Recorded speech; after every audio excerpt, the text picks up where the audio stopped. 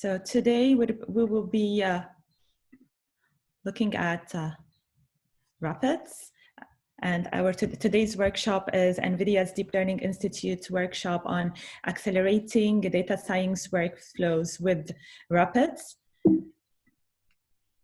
So our main goals for today is to give you the core tools to use Rapids in data science. So we want to build the foundations for you to learn Rapids today to solve your own data science problems. Rapids is a platform of libraries that allow end-to-end data science acceleration, from data science accelerated data manipulation, accelerated machine learning, all in the GPU. And in today's session, we aim to allow you to get the hands-on experience that allow you to kick off your learning journey in Rapids. So here we go. In today's data science problems, the scale of data has become huge, and with the end of Moore's law, the need for high computational power has dramatically increased, especially with the increase in the size of data. Therefore, today's data science problems require either many core implementations and most of the time GPU acceleration. Now, what we see here in this slide is a typical problem when it comes to GPU acceleration. Here we see two applications, App A and App B, where both of these two apps will rely on GPU accelerated kernels that will run on the GPU in order to provide acceleration for those applications. Now, the main problem happens whenever we need to pass data from App A to App B. And especially when these two apps don't have the same data format, that will require a series of, or a pipeline of copy and convert operations. So what we see here in this slide is that if we want to pass data from App A to App B, then we will have to copy the data back from the GPU to the CPU through a copy and converge path. Then we'll have to do another copy and conversion operation on the CPU in order to convert the data to the proper format that App B accepts. So that we pass the data to App B, and then we have to do another copy pipeline from App B to the GPU in order to perform the GPU accelerated kernel for App B, and then we have to copy the data back, and so on. So as you see here, we have this expensive copy and convert pipeline that's shown here in this path or in this workflow, and 99% of the time these pipelines will actually take much more time and will end up to be much more expensive than the time really needed for App A and App B. So the overall acceleration that comes out from using the GPU in this typical workflow comes up to be slow. And if you're familiar with Amdahl's law, it's the slow path in your workflow that will severely deteriorate the overall speed up in your parallel application. So that's why Rapids is here. So the main reason why Rapids was invented is to answer the simple question: is there a way that we can eliminate or end up with having very few copies back and forth to the CPU? So we want to kind of eliminate these expensive copy and convert pipelines back and forth from the CPU and the GPU whenever we want to pass data between two accelerated applications. So Rapids came up with this main concept in mind, that we want to be able to keep all the data on the GPU while going through all the stages of our deep data science pipeline. So as you know, in a typical data science pipeline, we have the data preparation operations, or the ETL processes that need to be performed, and then we have a series of machine learning processing that needs to be done as well. So if we want to move from the different stages of the data science pipeline, we would like to keep our data on the GPU and to eliminate any need for a copying back and forth to the CPU, which would have had a drastic effect on the overall acceleration. So that's what Rapids is for. Rapids enables us to just keep all our data on the GPU throughout the stages of our data science pipeline. And we're going to see exactly how Rapids could do that. So Rapids addresses this issue by design, but it actually uses or provides a columnar data structure that is used, that is called a GPU data frame, which implements the APACHE ARROW columnar data format on the GPU.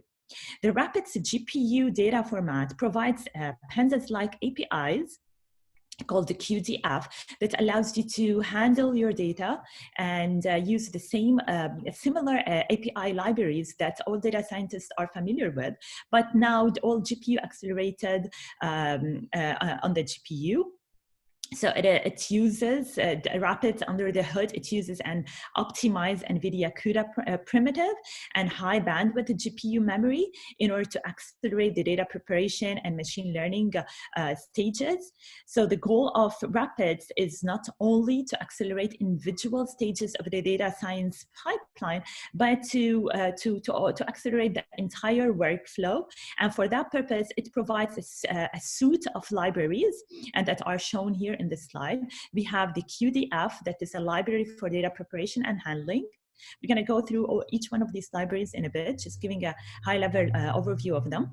So Rapids provides this library for data handling and a preparation called the cuDF that is GPU accelerated using the GPU, and that also uses the APACHE ARROW columnar format for interoperability with other libraries. It also provides a machine learning GPU accelerated engine called the cuML that allows you to carry on your machine learning stages, GPU accelerated on the GPU. It has a special library for graph analysis, which is a cuGraph. And throughout that, the Rapids also provides interoperability with all DL or deep learning frameworks, as well as visualization libraries in Python. And all of that is enabled by using this columnar format that is provided by APACHE ARROW for interoperability between all of these stages of the deep learning pipeline. So to sum it up, Rapids actually provides us with these easy to drop libraries that you can easily replace libraries that you data scientists are familiar with when writing your typical data science application. So for data handling, we're all familiar with Pandas, which is an easy to use, high performant library for data handling and manipulation on the CPU. Rapids provides us with an API that is Pandas-like, and it has the same look and feel like Pandas. However, it's GPU accelerated on the GPU, and which is the cuDF or cuDataFrame. So cuDF has the same functionalities as Pandas, providing us with data handling and all the manipulation needed in our data science projects. However, on top of that, it provides the needed GPU acceleration. For machine learning, Rapids provides us with cuML, which is a library that has exactly the same look and feel as scikit-learn, with all the machine learning algorithms implemented, with the added advantage of GPU acceleration. For graph analytics, GPU Rapids provides us with the library cuGraph, which is exactly equivalent to Network X, with the exact functionalities and look and feel, but again, with the added advantage of having a GPU acceleration, of providing GPU accelerated performance by using CUDA under the hood. And for scaling up, Rapids also provides, or it has, uses Dask that allows us to scale up and out our data science workloads across multiple nodes or across different many GPU systems. So now we can scale out our data science application using Dask across high performance clusters or HPC systems. So what are the requirements for using Rapids?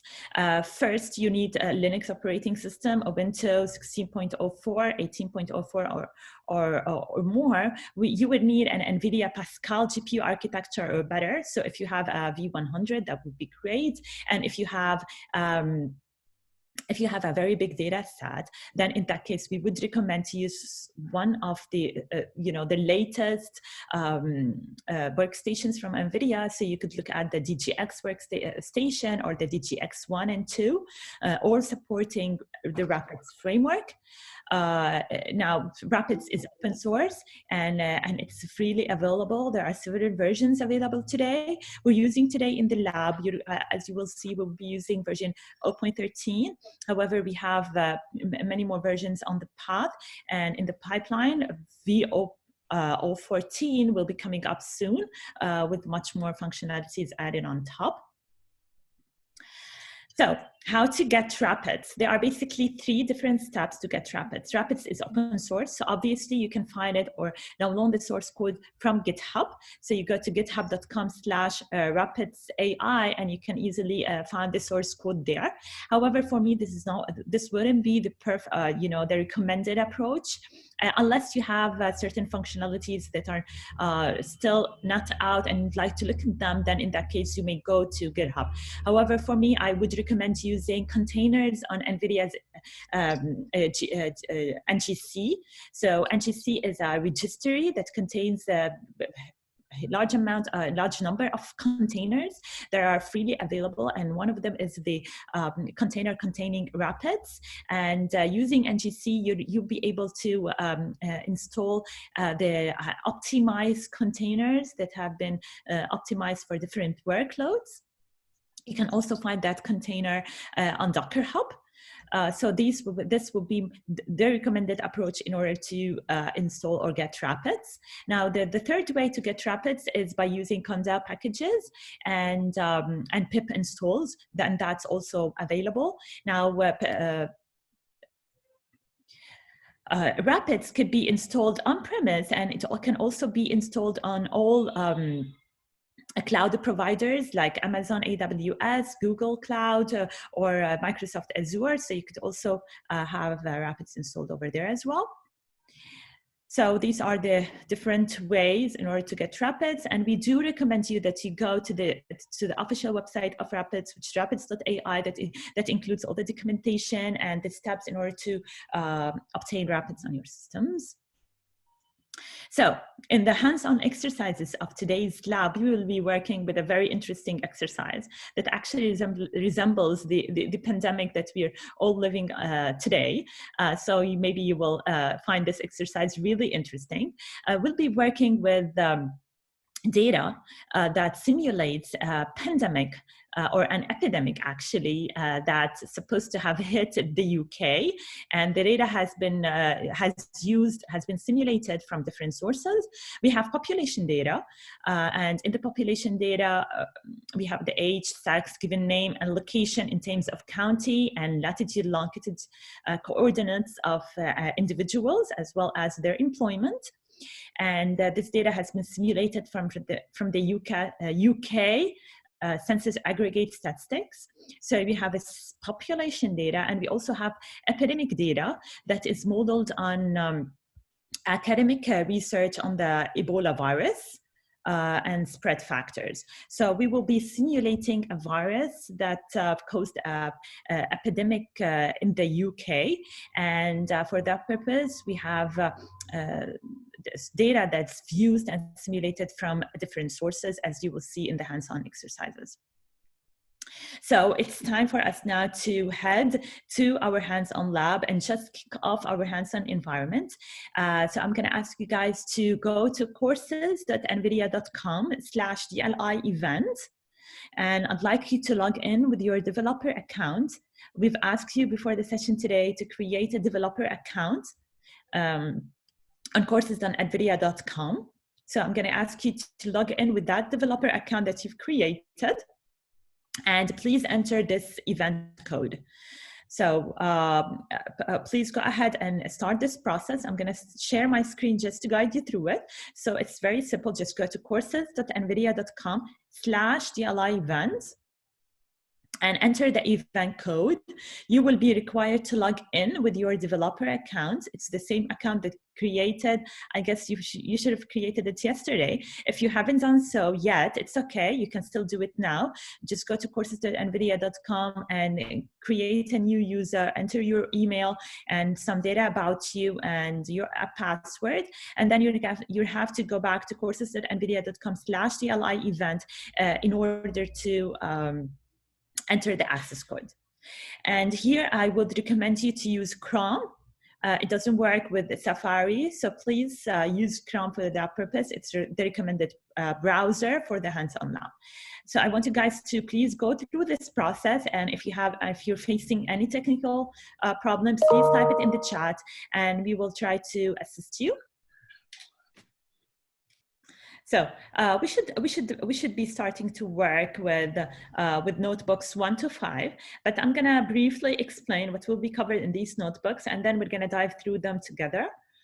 So again, these notebooks actually will start by giving you some hands-on exercises and introduction to the cuDF, which is the library that's provided in the Rapids suite that provides GPU accelerated data preparation and handling. The cuDF is actually equivalent to scikit-learn, pandas.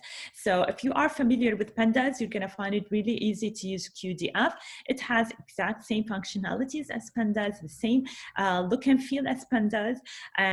But however, it provides GPU acceleration under the hood. So in our labs and in the first notebooks, we will be using cuDF on our epidemic population data in order to do some data manipulation and preparation. And you will find out and observe the performance enhancement that Rapids actually provides by using cuDF as compared to using the traditional pandas for that purpose. So Rapids data frames that are provided by cuDF are exactly pandas-like. We have observations or records arranged in rows, and the features are arranged in the columns. So we have this tabular format in the cuDF data frames, which is exactly similar to the pandas data frames if you are familiar with data science and if you've worked with pandas before. So every column has a single data type. However, different columns may have different data types. And this interface or data structure allows you to really do a lot of data manipulations and processing, and we will see how that is done in our hands-on exercises. And we really have to emphasize here the columnar structure that these Rapids data frames or cuDF uses. So as I said, this is based on the APACHE ARROW. APACHE ARROW standard for columnar data formats, and that's what cuDF is based for. So the APACHE ARROW is actually an open source standard format for in-memory columnar format data structures, and the main goal behind the APACHE ARROW project is actually to provide one format for interoperability among many frameworks and many architectures and many technologies. So Arrow provides one format, one unified standard format for data that allows us to move data between both GPU libraries and non-GPU or CPU libraries, or even libraries that are non-GPU or even non-CPU, that's like the Blazing DB over here, which is now open source. So that's the main target of the APACHE ARROWs, just provide one standard unified format that allows interoperability among all of these libraries and technologies without having the need to do any convert and copy and these expensive data pipelines copying back and forth between the GPU and CPU or even between different applications. So the cuDF in Rapids and all other Rapids libraries are based on the APACHE ARROW or specifically on the columnar in-memory data format that the APACHE ARROW standard specifies. So Aside from using Apache Arrow, Rapids also provides the very important functionality, which is interoperability with both deep learning as well as array compute engines. So if you're a data scientist, so you're probably familiar with having to go back and forth between NumPy arrays and cuDF and data frames in pandas. So you seldom need to go back and forth between data frames and arrays whenever you have to do maybe some NumPy operations. You have to you go back to arrays, and then you go back to the data frames in pandas, and that was an easy process on the CPU. And when we got to the GPU, we'd like to have the same functionality, and we would like to have interoperability between array compute engines that run on the GPU as well as the Rapids suite of libraries. And for that purpose, Rapids adopts a standard called CUDA array interface that allows its different libraries to interface with each other. Or in other words, Rapids allows interoperability between NumPy that allows GPU accelerated functions on the GPU using the NumPy just-in-time compiler, along with interoperability with the cuPy. And cuPy is actually the GPU accelerated version of NumPy.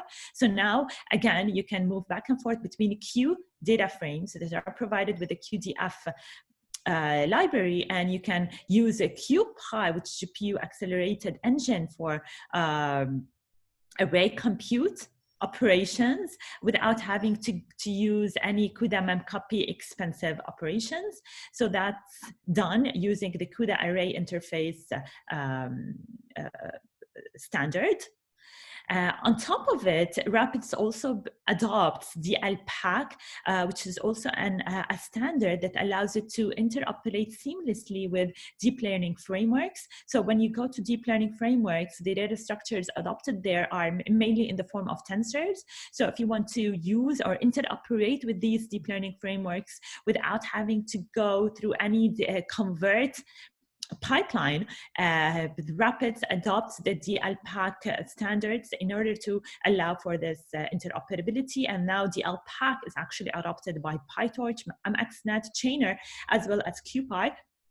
So using DLPack, you can have the seamless interoperability between all of these engines. So it's time for us now to attack our hands-on labs, and I believe we should have our tasks already spinned up now. So I'm going to guide you through the notebooks, and we will be working through notebooks 1 till 5 now. And I'm going to go and guide you through the environment and give you some time to work through the notebooks, and then come back again, discuss our findings. So I'm going to go back to the online environment. I'm going to share my screen right there, and to see what's happening in the labs, and to kick off our work right there. Okay.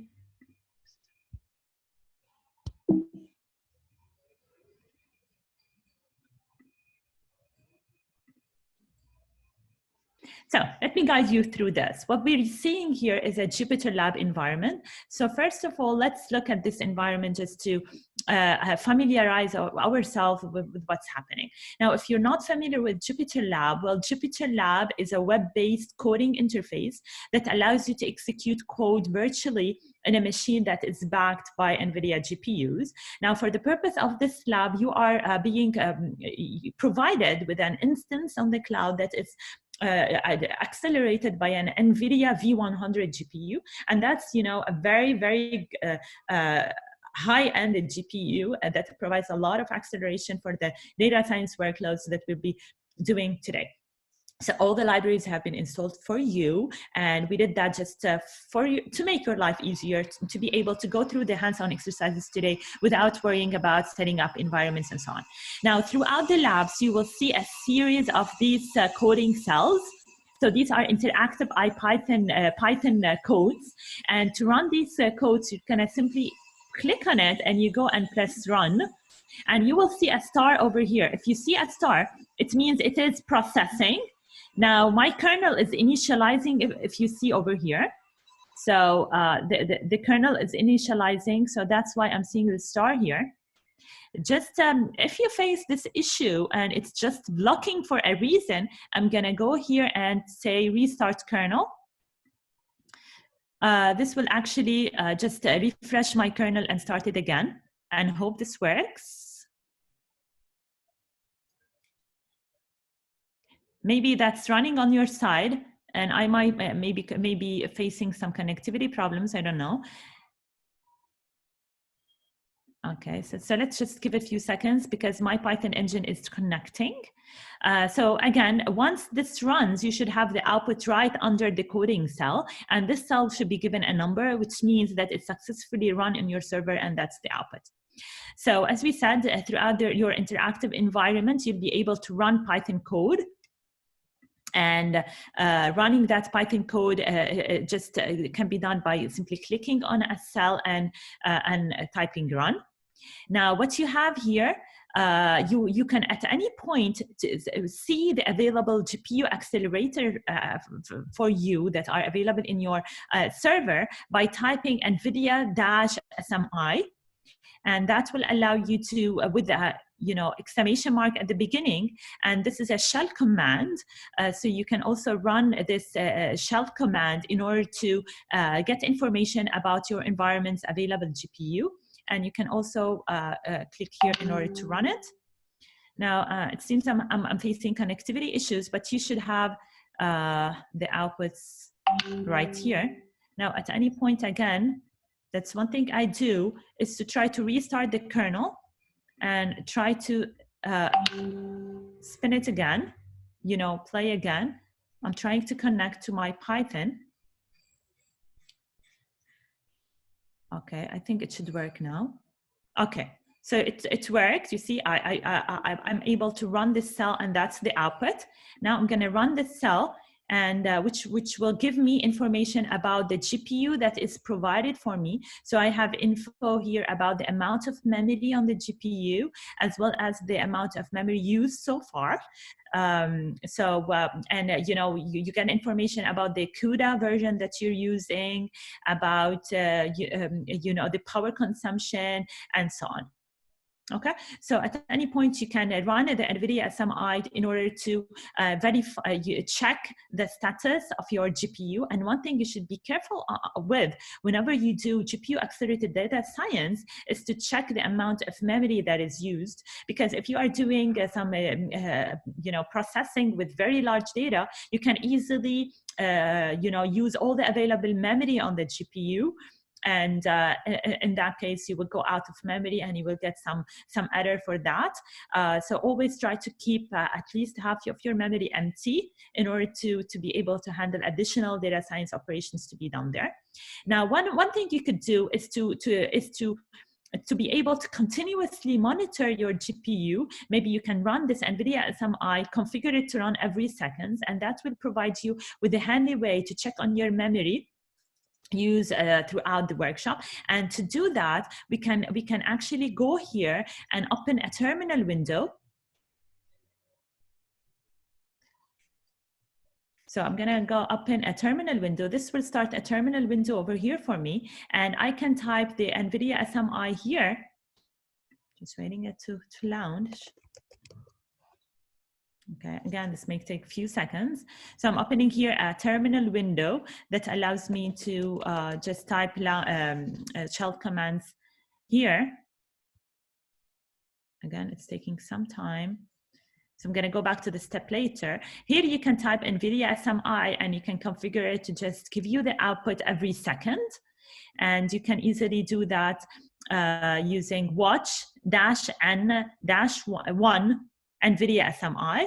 And in that way, if you type it in your terminal window, you'll be able to monitor the usage of your NVIDIA GPU throughout the workshop, just to see if at any point you went up and used all the available memory on the GPU. And in that case, you'll have to figure out how you can free up some space on the memory, and so on. Also, what's provided for you and very important to use are some magic commands, especially the time command. You could either use the percentage time or double percentage time in order to measure the time used in order to run one command or a whole cell. And we're going to use this time commands in order to compare the performance of our CPU libraries with the GPU accelerated libraries that are provided by Rapids. And we want to see really the performance enhancements that Rapids is providing by using their GPU accelerated libraries. For that purpose, we will be using this time magic command. And that's an example of how we can actually measure the time. So if I want to measure the time for one line of code, I'm going to use percentage time, and here, indeed, that's a wall time of 2 seconds. Now you can measure the time for the entire cell by typing double percentage and then time, and that will measure the time for the entire cell. Now, okay, at any point you can load the contents of a file by using the percentage load command. And here in the solutions folder is provided for you. We provided for you actually the solution for all the exercises. So even though you'd be doing some exercises in these notebooks, however, you know, even if you get stuck, no need to worry. You can always look at the solution and it's provided for you. So you can just load a solution file from any one of these files. A very important note here is that, as I said, we're doing data science. And when you're working with data science, it becomes really easy that you use all the GPU memory. So we don't want to mistakenly run out of GPU memory while developing. And for that purpose, we're going to ask you to restart your kernels at the end of every notebook. So as you see here on the left panel here, we have a series of notebooks that we will be working through in these sessions. In our session today, so one very important thing that we should be careful about is that whenever we move from one notebook to another, we need to restart our kernel.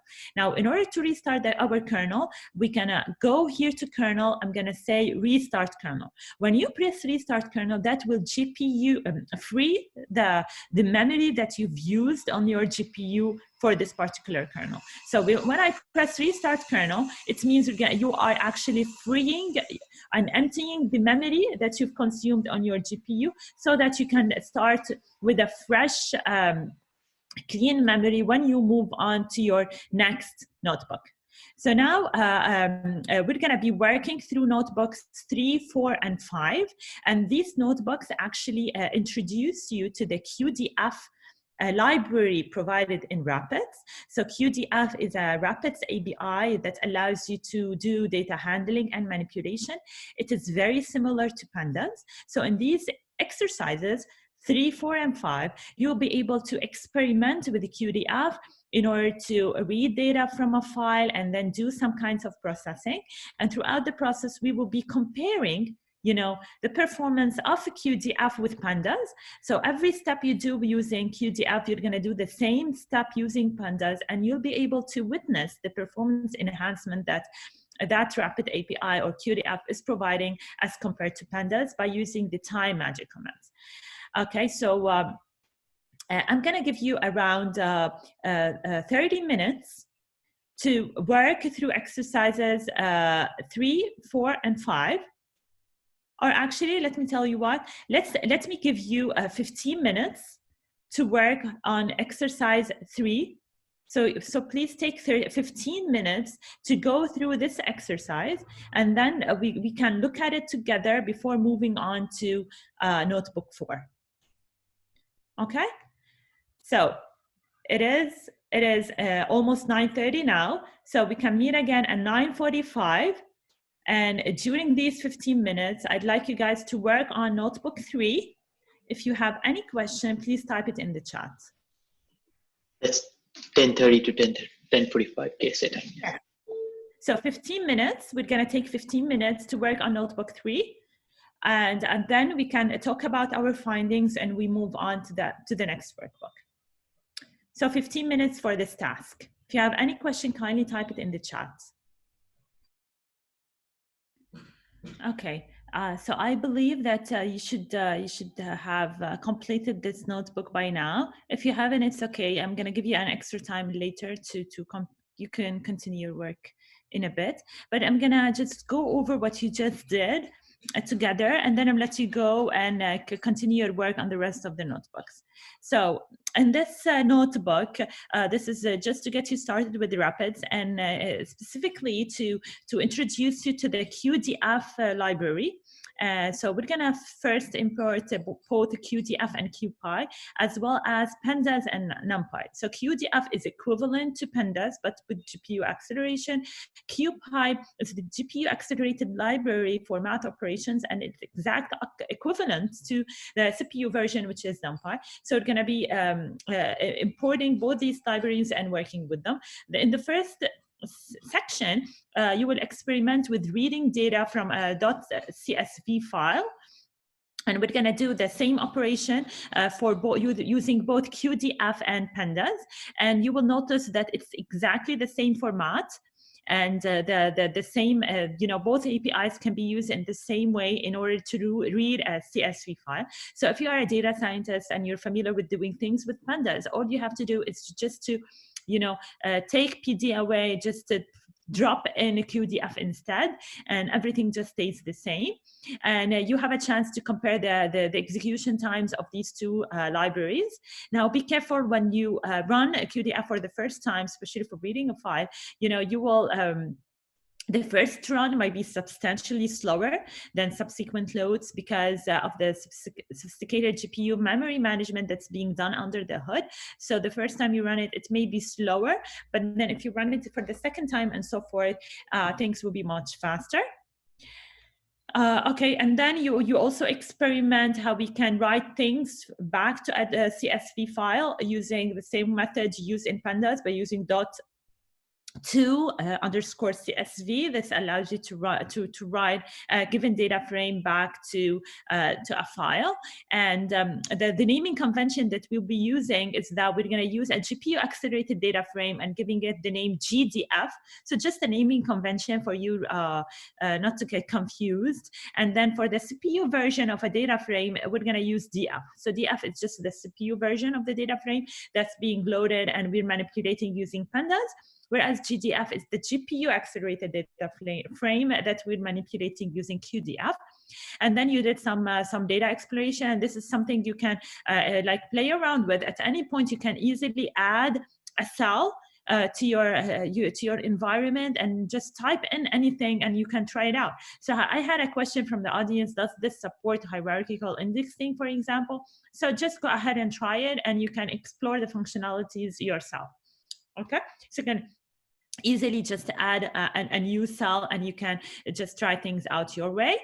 And then we also looked at some exploration, the operations that could be done with cuDF, like checking the type, or and then we looked at some column-wise aggregations that can be done, like computing the mean and average of a particular column.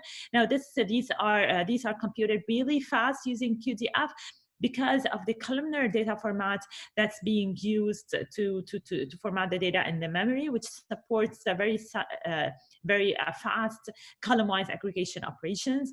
And cuDF also supports some powerful string operations. Not everything is supported right now in the current version, but future versions of Rapids is increasing the functionalities of Rapids and cuDF when it comes to string operations. But we may see some string operations that could be done with cuDF right now, like changing the format of a particular string and so on.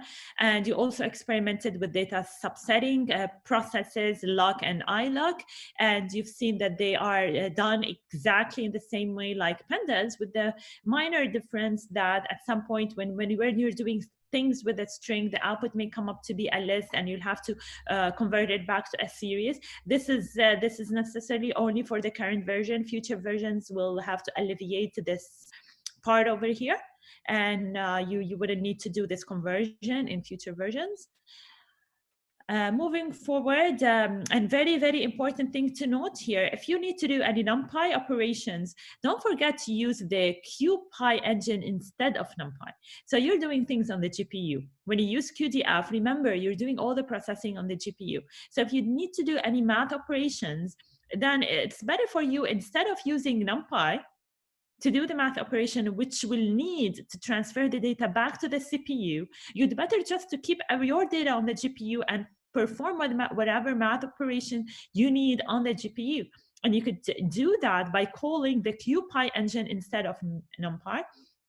And you've been able to experiment this. So by replacing NP with CP, it means you're using the CuPy engine, which does all these math operations on the GPU rather than copying them back to the CPU. And you will see a tremendous improvement in the speed up when you do this and use CuPy instead of NPy whenever you're using GPU accelerated data frames.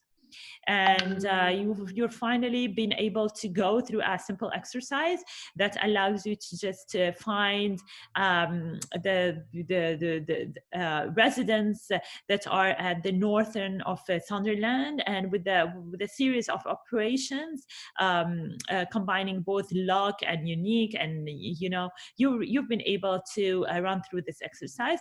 Now remember, if you are having any difficulty, you're stuck at any point, you can see the solution, and simply by running this cell over here, you'll be able to visualize the solution. Again, I'm having connectivity issues, unfortunately. So you see here, this shows and tells you the status of your kernel or your Python. So under the hood, the kernel we are using, or the engine, is Python 3, and mine is disconnected for a reason. So I'm gonna try to connect again. So it's connecting now.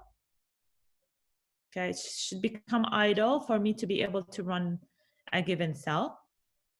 Again, seems I have some connectivity problems at my side. Hope you're not facing the same issues yourself. But again, it's troubleshoot yourself. This happens to you. Always monitor the status of your kernel here. You could always restart it by doing this, or you go to kernel, restart the kernel, and it will give you a fresh start of your kernel.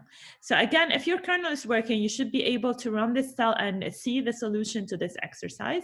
And a very, very important point that please don't forget is to restart your kernel at the end of every notebook.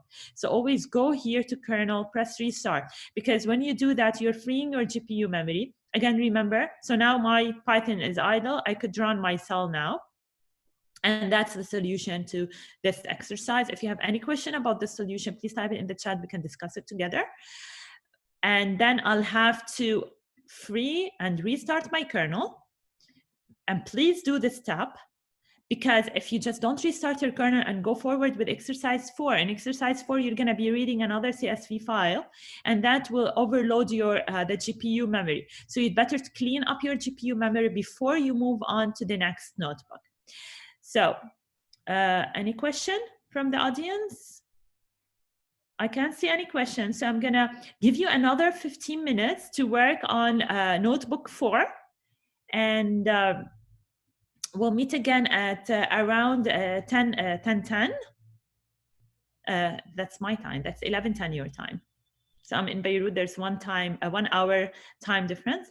So we'll meet again in 15 minutes. I'm going to ask you to go through a notebook 4. And in this notebook, again, you're going to explore more functionalities that are available in cuDF. You're going to compare their performance to pandas. And if you are data scientists, then you're going to have a feeling of how the speed up that cuDF is able to provide for you. And in this notebook, you'll be able to look into grouping and sorting functionalities in cuDF, compare them with pandas. So I'm going to see you again at 11:10. And please, we're working on notebook 4 right now. Have any questions, please type it in the chat. Okay, everyone. So I believe you should be done with this exercise with notebook 4. So let's go through what you've did just together. Okay, so again, this exercise exposes you to additional functionalities that are available in the cuDF library. And in particular, you have just worked with grouping and sorting and experimented how you could do these operations in the same way as you did with pandas, but with the additional GPU acceleration.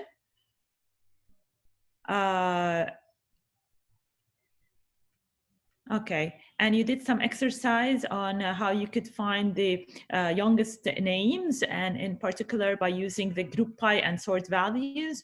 So you could group by your names, and then find the minimum the minimum ages in these names, and then you'll have to arrange everything in another data frame, and now you have the number of people who have that actually mean age.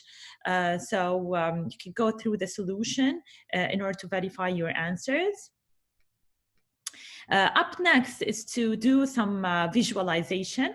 So I have some question from the audience who's asking if cuDF does support cuDF.plot as is done in pandas.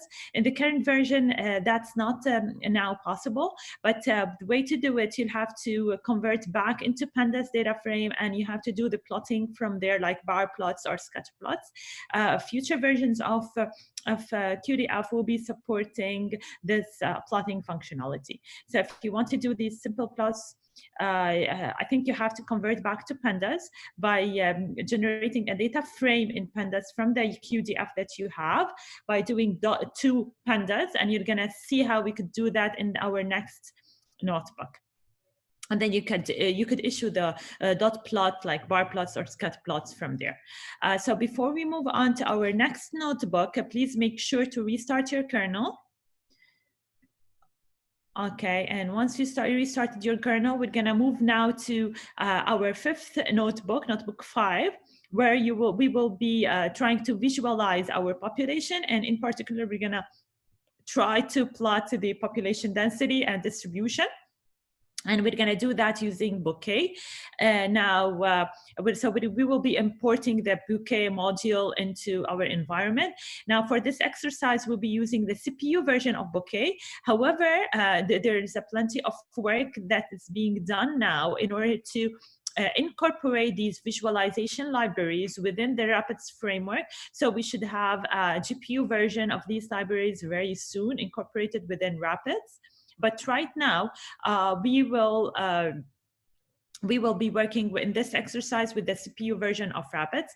For that purpose, you will notice that at some point, you will have to take a subset of your data set, because our data set is very big. We're going to take a subset of the data set and then move it to pandas by copying it, creating a pandas data frame and copying data from the GDF into this data frame by using the toPandas method. And from there, we're going to be calling Bouquet in order to generate a visualization of the population density.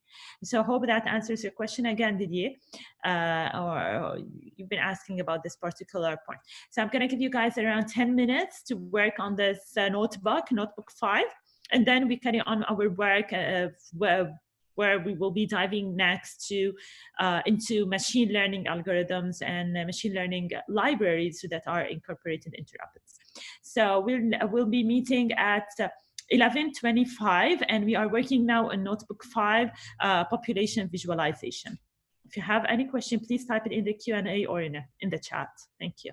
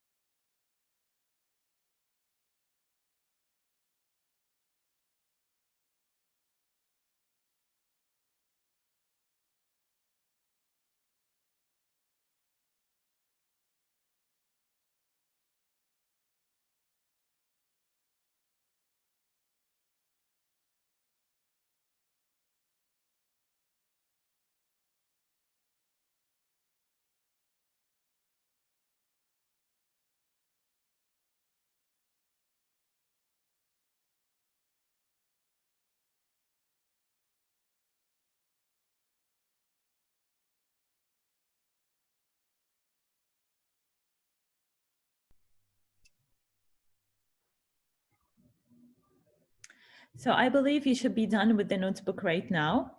Again, if you feel that we're going away a little bit too fast, then it's okay. I mean, we have to cover up the material within the allowed time in the session. But as I told you before, you have access to the course for an extended period of time. So again, you can come back to the material and redo the notebooks at your at your own convenient time, and to go through all the details as long as you want. So going back to notebook 5, in this notebook, we try to visualize our population data. And to do that, we're using Bouquet. And this is a library for rich visualization. And here we're using the CPU version of Bouquet. However, as I said, in future versions of Rapids, a GPU accelerated version of Bouquet will be integrated within the Rapids environment in order to allow for acceleration. So, however, right now we are loading Bouquet. However, setting up the visualizations, setting up the helper functions for the visuals. And then in order to actually do the plotting operations, we are converting a portion of our GPU data set or data frame back to pandas by using the toPandas method, because we will be using the CPU version of Bouquet, which actually requires pandas data frame for visualization. So we need the data frames to be on the CPU. That's why we did the toPandas method in order to convert them back into a pandas data frame, in order to be able to pass them into the Bouquet toolbox for visualization.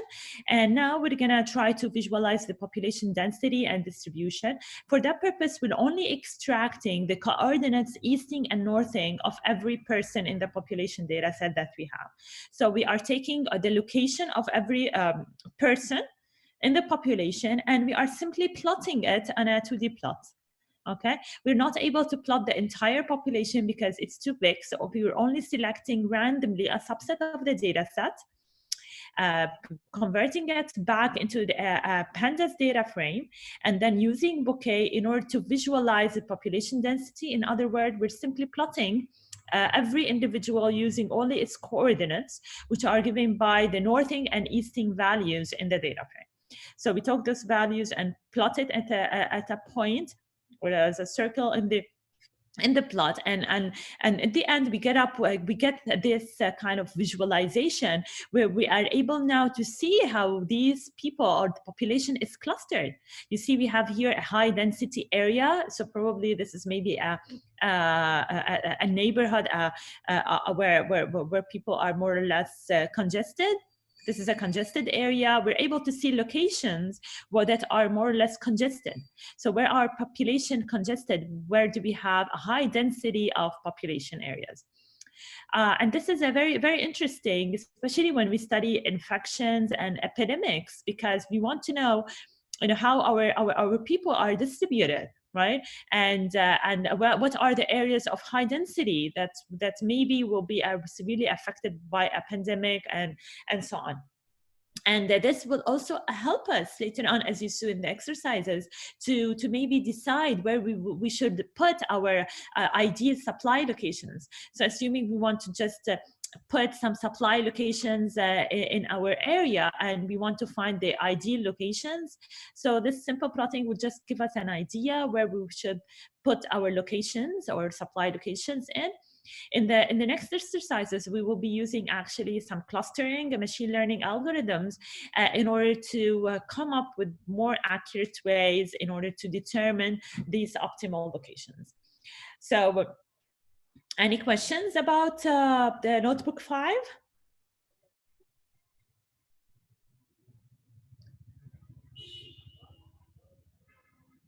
Okay, excellent. So now we're going to move back to our slides. Before we go through the rest of the exercises, I'm going to cover a few more slides because now we're going to introduce another libraries in Panda, which is a cuML, which is the library that handles GPU accelerated machine learning operations in Rapids. So we're going to talk a little bit about cuML, and then we're going to go back to this notebook, to our environment, to go through the rest of the notebooks. So I'm going to stop sharing here, go back to my slides. Okay, so we've already covered notebooks 1 and 5, and now it's time for us to go through notebooks 6 and 7. But before that, just let me give you a heads up on what we'll be working on these notebooks. Well, these notebooks actually target our second library in Rapids, our second component, which is cuML, and this is the suite of libraries that implements GPU accelerated machine learning in Rapids. So this library or cuML actually share all the compatible APIs with other Rapids projects. cuML actually enables data scientists and researchers, software engineers to run traditional tabular ML tasks on GPUs without the need to go into the details of CUDA programming. And in most of the cases, it's actually exactly follows the scikit-learn convention of model projects. So we're going to use a model.fit and predict methods that you are familiar with if you are using scikit-learn. So if you're not familiar with scikit-learn, scikit-learn is the machine learning library. However, it runs on the CPU, and cuML is the exactly equivalent API. However, it provides GPU acceleration. It's going to do exact same functionalities of most of the machine learning algorithms. However, with the GPU acceleration under the hood. Now, in today's workshop, you will be experimenting with 3 algorithms, machine learning algorithms within the cuML library, which are k-means, DBSCAN, and XGBoost. So let's start with the k-means. So if you may be familiar with k-means is an unsupervised machine learning algorithm, and it is in particular a clustering method that allows you to group data points into clusters based on which center is closest to the point. So it is a centroid-based or partition-based unsupervised clustering algorithm, where it will partition actually all our data points into clusters, or in particular into k groups of similarities. Now, what k-means requires to be implemented is a well-known estimated number of clusters. So in order to run this algorithm, you should have an estimate of the number k, which is the number of clusters that you have in your problem. Other than that, k-means is considered very fast and easy to understand. It does have a multi-node, multi-GPU implementation. However, we're not going to cover that in this workshop. We will cover the single node, single GPU accelerated k-means implementation in Rapids. Now, also in the notebooks, we will be looking at DBSCAN, which is another unsupervised clustering machine learning algorithm similar to k-means. It uses a different algorithm in order to do the clustering operation. In particular, it uses spatial density to cluster. So it's going to be finding cluster points that are within at most epsilon distance of another point in the cluster. Now, the way DBSCAN works is that we're going to be providing to it not the number of clusters, but so it doesn't require the number of clusters k as we did in k-means, but we're going to provide for DBSCAN something else, which is epsilon, which is the maximum distance between elements or points within the same cluster. Now, the main advantage of DBSCAN as compared to k-means is that it can enable us to identify outliers. Well, simply, outliers are those points that are farther than epsilon from any other point in our data set. So can easily identify outliers in the DBSCAN algorithm this way. So it's simply points that are not reachable from a cluster core. In other words, points that are epsilon away from any other point. So DBSCAN, another advantage of DBSCAN is that it can identify clusters of unusual shapes like concave clusters, and that it comes up to be really interesting whenever we have a complex data sets. So we're gonna go ahead and try notebooks 6 and 7 now. And I'm gonna give you 20 minutes to go through these notebooks. Let me share my screen and introduce the notebooks. Okay, I'm gonna introduce the notebooks briefly and then let you work on them. sharing my notebook environment. And here we are. Always don't forget to restart your kernels. Okay, before you move on to the next kernel, we want to make sure our GPU memory is free. So we're going to attack notebook 6 and 7. Notebook 6 deals with k-means. So you will be implementing k-means here in this notebook in order to find the best locations for a fixed number of humanitarian supply airdrop depots. So we have a pandemic and we want to help people out. We want to drop some humanitarian supplies via an airdrop. And to do that, we have a fixed number of humanitarian supplies. So we have this number K. We'd only want to determine the ideal locations where we should actually do the airdrop of these humanitarian supplies. And to do that, we're gonna implement a clustering method. In particular, we're gonna implement k-means because we know the number of clusters, which is K. And so we'd be implementing k-means via the cuML library that's provided in Rapids. And we will also compare it to the, okay, we're not comparing it here. So we will implement cuML k-means version, and we're going to visualize the results using Bouquet. And then after you're done with this notebook, I want you to go through the next notebook, which is DBSCAN, which will also implement a clustering method to identify the clusters of infected people. Now, to know how many clusters or where are the clusters of infected people, we don't have the number of clusters here in this problem, right? Because we only have data that contains whether people are infected or not and the locations of those people. We don't have a priori knowledge of the number of clusters. Therefore, we're not able to use k-means, and we'd rather use DBSCAN for this purpose because we don't have this number K. So we're gonna implement the GPU version of DBSCAN in this exercise.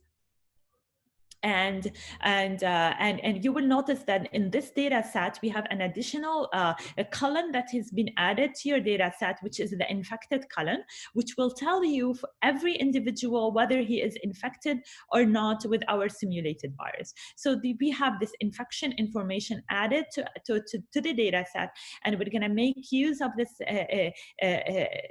infection info in order to be able to find out the locations of clusters of infected people. So you're going to do a series of interesting operations in this exercise that allows you at the end to visualize the clusters of infected people, as well as identify their centers or their locations. So I'm going to give you a total of, let's say, 20 minutes to go through exercises 6 and 7. I'll see you again in 20 minutes. And if you need extra time, maybe we will see what to do. So tentatively, we're gonna be having 20 minutes to go on this. So I'll meet you again at 12. So we meet again at 12. Please work on notebooks 6 and 7. If you have any questions, please type it in the chat. So I believe you must have gone over the notebooks by now. So we're gonna move forward, and I think they are self-explanatory. Do you have any questions about notebooks 6 and 7?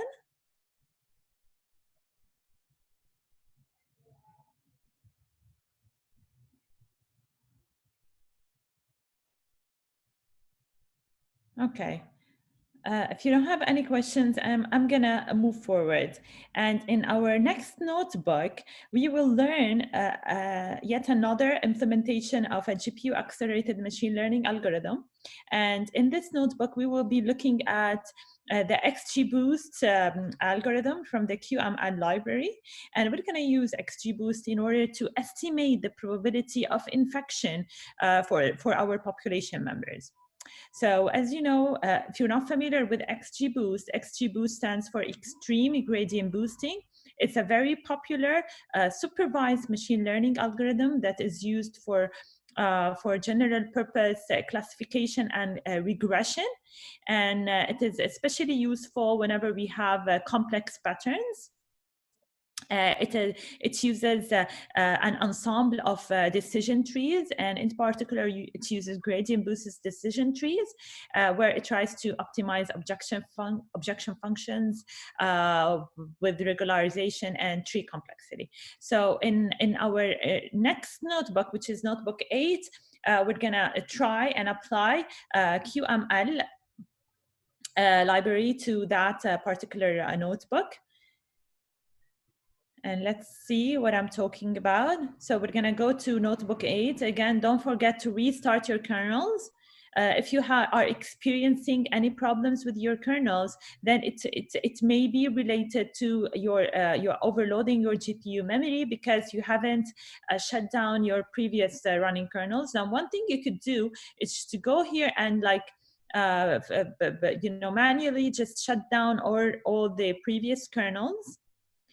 However, it is highly recommended that you actually go to, whenever you're done with a particular kernel, to go to kernel restart, which will basically empty the GPU memory that was consumed. So now we're gonna go to notebook 8. And we're going to work our way through this notebook. Here, we're going to be using the GPU accelerated gradient boosting algorithm in order to estimate the probability of infection within the population. And for that purpose, we will be using, as I said, XGBoost from the cuML library. And we will also be using a set of other libraries that to allow us to visualize as well as judge the results. So in particular, we will be working using ROC curve and the area under the curve from the sklearn metrics in order to evaluate our prediction results. And we will be using matplotlib library in order to visualize also the results. From the cuML library, we'll be using train test split that allows you to split your data set between training and testing partitions automatically. So you have these several libraries that we'll be importing into our notebook, and we'll be using them in order to first, use XGBoost in order to predict probability of infection, and then to visualize and empirically judge the results. So we're gonna spend on this notebook another 10 minutes, and I'll see you again at 12:15. So everybody, I believe you should be done with notebook 8 now. So we're gonna move forward with the last notebook for today's training, and that's notebook 9. Now, in this notebook, it's actually a final exercise for you. This exercise is not, you don't have the solution for it. So you should be able to apply all the techniques that you've learned so far through the training on this final exercise. Now look what you have. So there have been reports from health facilities that there's an epidemic that's going around in the UK population. And to prepare for a response, health officials, they need to understand this geospatial distribution of this virus among the population. So they need to know if there's identifiable clusters of infected individuals and where those clusters are. So in this, your task is to identify at-risk populations in order to broadcast risk factors. So that's our goal. And to do that, we need to find two things. We need to use the techniques we've covered so far in the workshop in order to find dense clusters of infected people, and then to find the centers of infected people's cluster. So we need to you need to apply one of the clustering algorithms that we've learned in order to find the clusters of infected people, and then we need to find the centers of these clusters. So I'm going to guide you through this last notebook. I'm going to share my screen and to see together what we should do right there. And again, in this notebook, the solutions are not provided, and you'll have to depend on yourself in order to work on it. So let me see what we have here. Again, don't forget to please shut off your kernel or restart it at the end of every notebook. And here we go with the last notebook, the last exercise of this training session. So again, you are given a data set that includes, and you from the data set, you only need to care about 3 specific columns: the locations of people in the population and whether they're infected or not. So we're going to load our data. However, we just need to use columns latitude, longitude, and infected. So you're going to use read CSV. You're going to pass to it an additional argument, which is use columns, to specify that we only need these 3 columns from the data set in order to for our processing. And then, okay, we're gonna extract from the data frame only those individuals that are infected.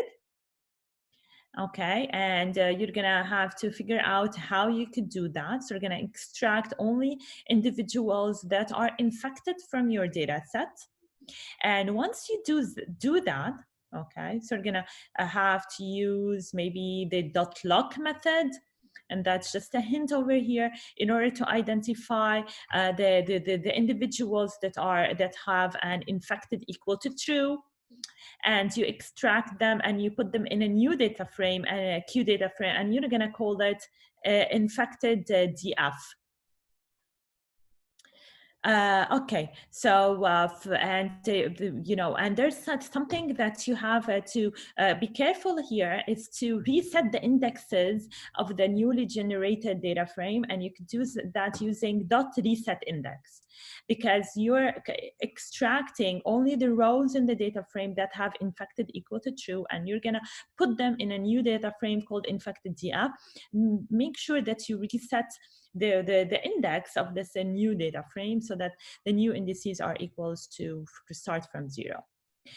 Then the next step would be is to convert the coordinates, which are given to us in the form of latitude, longitude information. We're going to convert them into grid coordinates using which are northing and easting. And it is provided for us a function that will just do just that. If you give it an array containing the latitude and another array containing the longitude as cuPyArray, then this function will provide as an output the corresponding northing and easting coordinates also as cuPyArrays. So you'll have to call this function and pass to it the latitude and longitude arrays from your cuData frame. Okay, and here there's also an additional step that you need to do, because you're gonna extract the columns latitude and longitude from the data frame that you have, cuData frame that you have, and then you have to convert it to a cuPyArray using cp.asArray. Okay, so just a hint here. I'm gonna give you a hint here. Okay, I'm gonna say hint. You have to use okay, cp.asArray, and you're gonna give it your if you've called it infected, I think we've called it infected DF, and we're gonna pass to it maybe the column latitude. Okay, and in this way you're converting this particular column in your cuData frame into a cpArray, and then you have to pass this into this function. Okay, for the latitude argument, you have to do the same thing for the longitude argument. Once you do that, you have as an output 2 cuPyArrays, northing and easting. You have to specify them as columns in your cuData frame, because you're going to use these columns in the data frame in order to find the clusters of infected people. So to find the clusters of infected people, we will be needing these northing and easting coordinates, and we're going to use them to run a clustering algorithm. And they are telling us to use specifically DBSCAN for that purpose, and they are telling us that in DBSCAN, they are specifying to us that you know, we have no more than the people are no more than 2,000 meters from each other, and we have at least 25 infected people within a particular cluster. Okay, so you have to use DBSCAN to find the clusters. And then you have to find the center of each cluster by doing a certain mean operation on the easting and northing values for the clusters that are found above. So again, this is an exercise for you. The solution is not provided, but you should be able to go through this exercise on your own. And with that, I'm gonna let's go back to our, so maybe I'm gonna stay with you for another 10 minutes as you go through this exercise in case you have any questions, and then we can wrap up our training session for today. So let's work on this exercise for another 10 minutes, and then we can wrap up together our training. So hi everyone. I believe you must be working on this notebook, but I'm gonna share my screen to highlight an issue that you may be experiencing. Okay, so I'm gonna go to my Jupyter notebook. So as you see here, a connections failure to the server, and the reason is that the timer has just stopped because we're way above the 2 hours limit that was given to us. So if you want to resume your work on that notebook, you simply have to restart your instance from here, and that will give you another GPU instance in the cloud to use for the next 2 hours. However, that will restart another Jupyter notebook for you, which means you have to redo your work on that specific task. Now that got me through an issue, so I'll have to restart my environment in order to keep going with my work. However, I guess we're almost ahead of time, and we need to wrap up. Before we wrap up, I'm gonna just give you just a hint on how you should be working with this exercise. Again, the main thing is to reset the index over here and to use the lock method in order to extract only the people who are infected, or the colon infected that has a value equal to true. And then if you want to run this function in order to convert from the latitude longitude coordinates into the grid coordinates northing and easting, you have to pass to the function cuPyArrays that could be generated by using cp.asArray of the corresponding columns in the cuDF, and then you assign them into new columns into your infected data frame. And finally, you're going to run DBSCAN. Again, we run DBSCAN here because we don't know the exact number of clusters. We only know estimate the epsilon, which is 2,000, and we also know they've given to us the minimum number of infected people within a cluster. So we're going to pass it in an additional argument into DBSCAN, which is minimum samples. So DBSCAN can take another argument, which is minimum samples, which you can specify. And here we're going to give it specify 25 to be the minimum number of individuals within a given cluster. Then you're going to run the fit predict method, passing to it the northing and easting columns of your infected data frame. And then you can look at the number of unique labels, or how many clusters do you have. And just to test your answers, I think the answer should be around 4 or 5 clusters. And finally, you can use the regrouping method or grouping method in order to find the mean easting and mean northing values for each of the clusters that are specified above. So you can add the cluster or the label, the cluster label as an additional column to your data frame, and then you can group your easting, northing, and cluster label columns grouped by the cluster label, and then you call the mean method on easting and northing columns on that group by a data frame in order to find the mean values of easting and northing in that data frame. So that would be should get you through this notebook. And I'm gonna stop sharing here and go back to my slides just to go through the last part of our presentation of today. So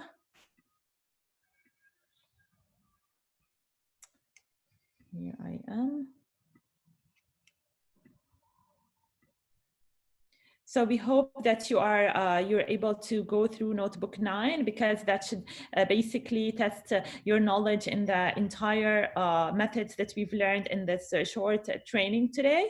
And by now, just to sum up what you've learned today within these around 2.5 hours.